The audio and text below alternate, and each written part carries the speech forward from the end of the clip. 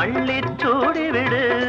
இதழில் இதழால் கடிதம் எழுது, ஒரு பேதை உறங்கிடம் அடி கொடு. தங்கச் சங்கிலி மின்னும் பைங்கிழி தானே கொஞ்சியதோ, இனி தஞ்சம் மல்லிகை மஞ்சம் என்றிவன் தோளில் துஞ்சியதோ.